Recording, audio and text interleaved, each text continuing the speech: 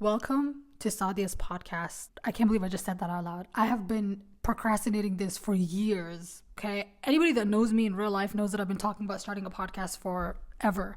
And even right now, recording this video just feels very strange, very surreal. It doesn't feel real right now. Like, I've tried recording this multiple times, and every time I try to say something, it feels like it's not real. You know what I mean? Like, I keep stopping and I'm like, I don't want to make this a big deal because I feel like since this is the first episode and I'm planning on doing this for a very long time, I was like, might as well just release like a shitty episode.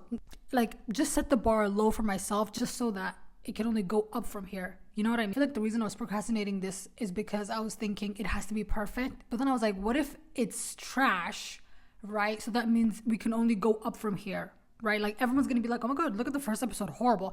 Then when we get to like episode 10, 12, 100 even, people are going to look back at this bad episode and they're going to be like, you know what?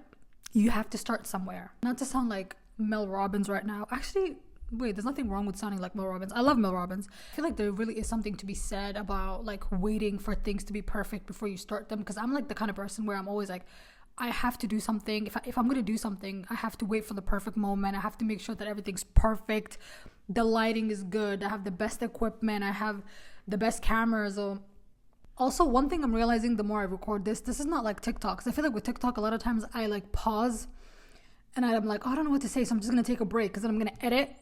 I know you can edit podcasts, but when it's just me, I can't keep like pausing. You know what I mean? I can't make mistakes and it's going to be a lot of cuts. I don't want to have a lot of cuts. But I want to get into something that I find very interesting, which is I have never listened to a podcast where it's only one person.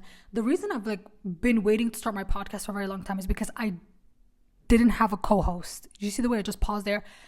I've been looking for a co-host for years. I tried doing it with friends, but I feel like with friends, it just never worked out because I've realized the older I get, you should never, ever, ever, ever mix friendship and business together unless you and your friend are on the same exact page. Like, unless you and your friend are like the exact same person, you have the same work habits, the same work ethic, you guys are business oriented, like you guys have like the same business mind, have the same personality. Basically, you should be clones of each other. If you're not a clone of your friend and you want to start a business with them, don't do it.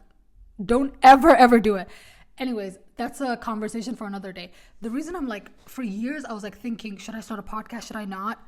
Because in my head, I was thinking, who wants to listen to a podcast with one person, right? Like, the whole point of having a podcast is that it's a conversation between one person and another or multiple people. Like, all my favorite podcasts are like multiple people. But then we have one person that I listen to sometimes who has a podcast by themselves, Miss Emma Chamberlain. I was like, wait, why can't I just not be like Emma Chamberlain and just have my own podcast? Because it just makes everything easier. I was waiting for so long for the perfect co-host, for somebody who's going to be like me, who has the same humor as me, who has the same vibe as me, who's as awesome as me.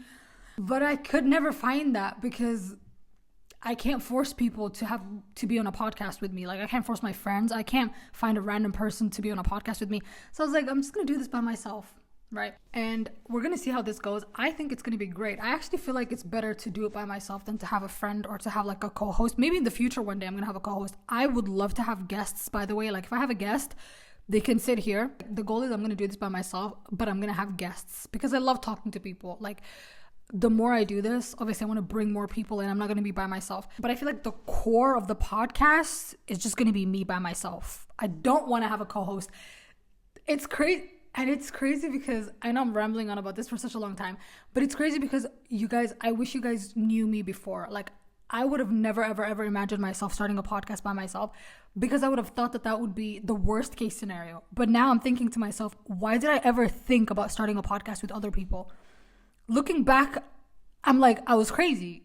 Like, the fact that I was going to wait for other people to join me on my journey when I'm like, this is my dream. It's nobody else's dream. Like, I can't force other people.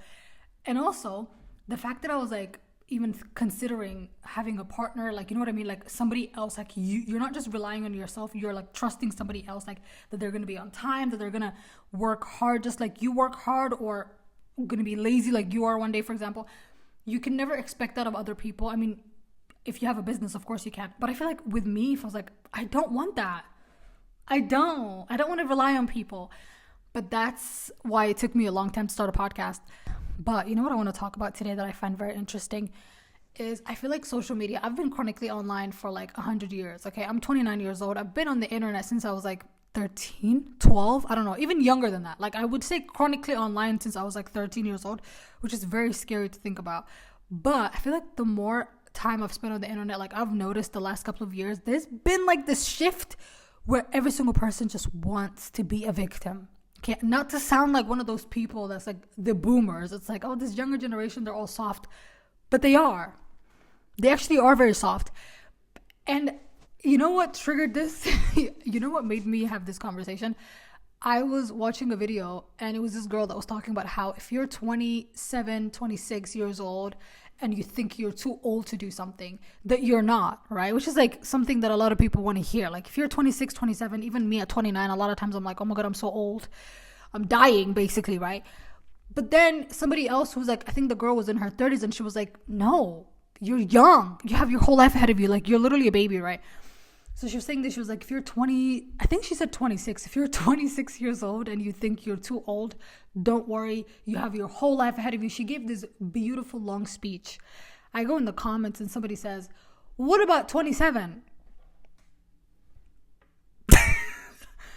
When I tell you guys, I was like, as soon as I read that comment, I was like, oh my God. Like, what do you think? What do you, like, if she said 26, what do you think?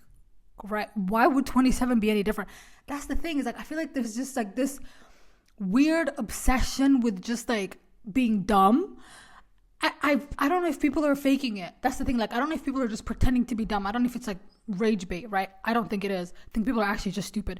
But like, imagine somebody gave that beautiful speech about how you're not too old at 26. Literally, it was like it was an essay, right? For some idiot to be like, what about me at 27? You know what? If that was me, I would have just been like, no, actually, you're old. You should give up on your dreams and just kill yourself. Like, I don't like this weird obsession. I think this one girl made a video about, I think like the bean soup theory, right? Which is a thing that's been going on for a long time, where a lot of people have been discussing bean soup theory, where everybody just makes everything about themselves. The idea is like your 20s, your mid-20s, your late 20s, you're not too old to do anything. Why does it have to be specifically about like your age? Like the only thing that was left was like if she said, what about somebody who was born March 28th and is 27 years old? Like, why does it like, why can't you just use your brain and just be like, yeah, she's talking about me too. It's not just 26, it's 26, 27, 28. Right. Because there's a part of me that's like, obviously a nice person, right? But another part of me, like, I have no patience for dumb people. Like, that is like my biggest character flaw, is like, if I try to tell somebody something and then they ask me and I'm like, the one time I'll be nice, second time maybe, third time I'm killing you, right? Because I feel like there's like a certain level of stupidity that we should never normalize. And I feel like the internet is normalizing that, right? It's the same with like when people are just too lazy to do research for themselves, right? Like you post something online and then they're like, oh my God, where did you get that top? Where'd you do this? How'd you get that? How do I Google that? You have a phone. You have everything, right? Use your brain. Okay, not everything has to be given to you, like spoon-fed to you, right? I feel like the older I get, I'm going to be one of those grumpy old people. And it scares me. It really does. Because I feel like back then I used to be like, I would never be like that kind of person. But I fear I will be a very grumpy, pathetic old person. But I'm not going to lie, I don't mind it. Another thing I've been really thinking about is Nicki Minaj and Cardi B have been beefing for like 100 years. And I have no idea what the beef is about. If somebody had a gun to my head right now and they said, what are they beefing about? I would be dead. Every time I open Twitter, why are they fighting? It's like, when I tell you guys, I lost the plot quicker than I've lost the plot for anything in my life. I don't even know what season we're on right now of this beef, okay? It's been going on for so long, and I don't even want to know. That's the thing. Like, anytime I open Twitter and I see Nicki and Cardi beefing, I'm like, I don't care. Like, genuinely, like, you couldn't pay me to care about that. Maybe actually you could pay me to care. But it's like, are they not embarrassed? These are grown women. They're both mothers, okay? Like, I genuinely, okay, a part of me feels like, even though I know nothing about this beef, I'm gonna speculate, right? That's like my favorite thing to do, is like, even though I'm not informed on a subject, I'm still gonna give an opinion. I feel like Nicki probably, like, not Nicki, actually, I think Cardi probably like was pushing her buttons, because I feel like Nicki Minaj is like walking, like, she's very rage baitable, right? I feel like because she's already crazy, it's very easy to like rage bait her, right? I think Cardi, obviously her album just came out, so I think she knows that Nicki's crazy, so she just went and started like poking at her, and obviously Nicki is crazy, right? So she's gonna fight back. I feel like that's what happened. And Cardi, I feel like, is smart, because I feel like that's why I'm like side-eyeing Cardi more. Even though, again, I know nothing about this beef, I'm just inserting myself, because I feel like Cardi at least is like, she's sane in a way, to a certain extent, compared to Nicki. I feel like Nicki's just crazy, right? And this is coming from a Nicki Minaj fan of her music. Like, she raised me, guys. So before the barbs attack me, I want you guys to know that I will always love Nicki Minaj's music. Okay, she's such a big part of my life. Whatever, I don't need to explain myself. Okay, she's crazy. You see the tweets. Okay, I'm not the only person that thinks that. But the problem is that Cardi is kind of normal compared to her. Okay, I'm not saying she's 100% there either, but I feel like between the two, Cardi should be the one that's reasonable. But obviously, she has an album to sell, right? Her album is literally called Am I the Drama? And so my theory is that Cardi did this so she could get more publicity for her album. And because Nicki Minaj is very rage baitable, and she's clearly going through a psychosis or whatever the hell is going on. I don't know what's going on with that lady. But Cardi is taking advantage of this. And it's very sad to see, because at the end of the day, right, Nicki Minaj is so talented, like, and her music is so iconic. It's very, very depressing and very sad to see her go out like this. You know what I mean? Like, I just feel like I looked up to her when I was younger, and now I'm just like, oh my God. Like, it's just every time I'm like, I'm embarrassed. And the thing is, like, I feel like Nicki Minaj is so up there. She doesn't have to beef with Cardi B, because I feel like Cardi B, no offense to the Cardi B naters or the Cardi B stans, it's like, I don't know, it's like comparing Michael Jackson to Addison Rae in my mind. Crazy, I know. But then again, it's not Cardi's fault that Nicki Minaj is threatened by her and every other woman to ever exist. It's like if Michael Jackson randomly started beefing Addison Rae. Like, Addison Rae would be like, "What? Why are you beefing me? You're Michael Jackson, right?" Why? Why are you beefing these people? You don't have to. You're so above them. Even talent alone, you're better than all these other female rappers. I know it sounds crazy. But then again, it's like, if you're acting like this, then it's like, are you though? I don't know. It's very sad to see. I've never in my life been disappointed in a girl like this, Nicki. I was rooting for you. We were all rooting for you, Nicki. Why? Why are you beefing these people? Anyways, I don't want any of the barbs or any of the Cardi B naters attacking me. I know nothing about this beef. This is just me giving my opinion based off of nothing. Literally nothing. And you know what I think? I think the only way that we can end the Nicki Minaj and Cardi B beef is if the fans boycott them, right? Because I feel like right now, they're both so crazy that like nobody can stop them. But I feel like if the fans come together and they're like, you know what, we've had enough, right? You grown women are acting like children, right? The fans come together and they just boycott them. They're like, we're not going to buy the music. We're not going to support you guys, okay? You're crazy. You're delusional. Stop this. If they want to act like children, treat them like children. These are grown women, by the way. They have kids. Multiple kids. If the fans do this, then maybe they're going to come to their senses. I don't know, because I feel like the fans keep enabling them, right? Like, they keep saying like, oh, yes, Nicki. No.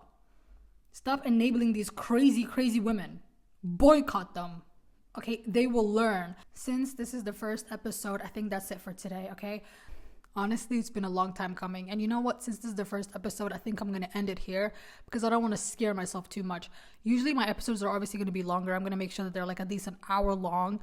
But since this is the first episode, I just want to like get comfortable in front of the camera. And I think I'm doing a good job so far. I don't know. I think moving forward, like the plan for this podcast is obviously I'm going to be talking about things like pop culture, internet culture, like things that are trending, stuff like that. But I also want to talk more about like self-help and how to improve yourself and how to improve your life, because I feel like that's something that I'm really, really good at or I have a lot of experience in. Right now, the podcast is called just Sadia's Podcast because that's what it is. It's just Sadia's Podcast. But we're gonna see if I come up with something else later on. But I really, really like Sadia's podcast. It's very simple, very basic, very chill. But yeah, that's it for today's episode. I'll see you in the next one. Thank you for watching, and I hope you have a great day. Bye.